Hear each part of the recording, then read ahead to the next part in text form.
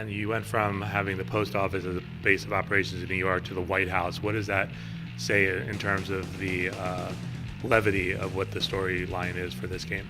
Yeah, it's again this idea of upping the stakes. It's like the post office in New York was a beautiful building, but was not necessarily extremely meaningful for the nation. And here, when we started exploring Washington, D.C. as a place where the game would take place, we thought of a base of operation, and the only thing that made sense was just like, it has to be the White House. It has to be that symbol of power, and it has to become that symbol, that beacon of hope. It's the place that everybody looks to. It's the place where everything happens, and it has to be the place that you say first, that you take over first, and from there then send this message of hope to everyone that the nation is not down, there is still hope.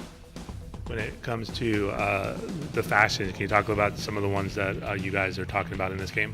Yeah, so we have 3 factions in the game, the True Sons, the Outcasts, and the Hyenas, and each one of them are driven by very, very different needs, different goals. But one big difference between the factions we have in the Division 2 compared to the factions in Division 1 is that in the Division 1 the factions were just reacting to what happened and just like quickly banded together based on their background.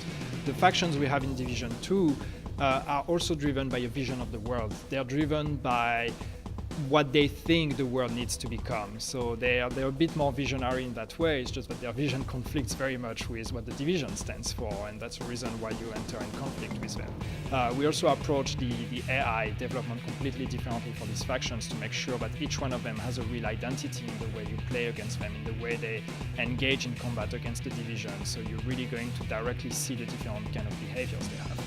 You also have civilians that you'll be working side by side. Talk a little about that element and what that opens up from a gameplay perspective. Yeah, so one thing that's important for us, and that's the reason why we also wanted to advance the timeline a bit, so 7 months later, was looking at how do civilians organize themselves. How do they basically on their own, how do they learn to survive, how do they learn to fight against the faction. So the civilians banded together.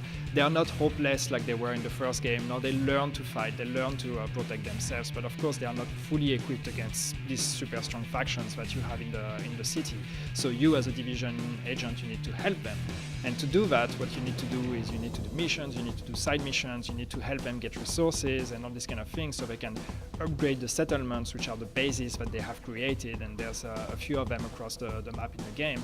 You help them upgrade their settlement, you help them get the resources they need, and in return they help you by first fighting in the streets alongside you against the other factions, and they also help you by sending staff members to the base of operations, so to the White House, so then you can get better equipment by having more and more staff, more and more resources at the base of operation. You can also upgrade your own agent. And speaking of upgrade, can you talk a little about some of the cool tech and weapons that stand out for you? Yeah, so we have a bunch of new skills. For example, in the Division 2 compared to the first one, there are some very bespoke ones we wanted to keep from the first game, like the Pulse or the Seeker Mind, some that were very close to the fantasy of the agent. But we wanted to explore new type of skills as well. We wanted to give more control to the players also on the skills. So like now it's not just like I drop my skill and the skill is going to behave on its own. Now it's like I actually have to control it, and so there's a bit more skill play in using the skills.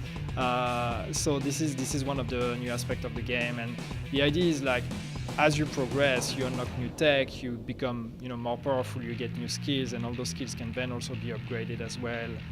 So there's really this whole tech aspect, and then we have the specializations as well that come in when you reach the end game part. So that's a whole new progression path that opens for the agent.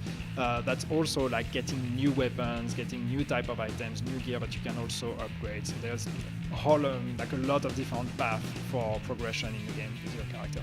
And the last thing real quickly, you just talk about how Massive is working with Red Storm and how that process works. Yeah, so we have a lot of studios. We have actually 6 studios that are working on the game. Massive is the lead studio, and then there's a lot of other ones. I think Red Storm is one of them. We have also Reflections in the UK and a few other ones. And the way we approach it is we're really trying as much as possible to work on the whole game together. We're trying not to create areas where it's like, okay, that part of the game is that studio, that part of the game is that studio. We want to make sure that everybody's in involved in everything. So it's really trying as much as possible to use the resources of all the studios as one big production team that is all working together. And the good thing is that of these 6 studios, 4 were studios that worked on the first game alongside Massive. So what that means is that we already have a relationship that is existing. We already have, the habit of working together, and all of the studios already have the expertise on working on the Division 1. So they have the same learnings that we do. So it makes for the collaboration like a very, very easy one.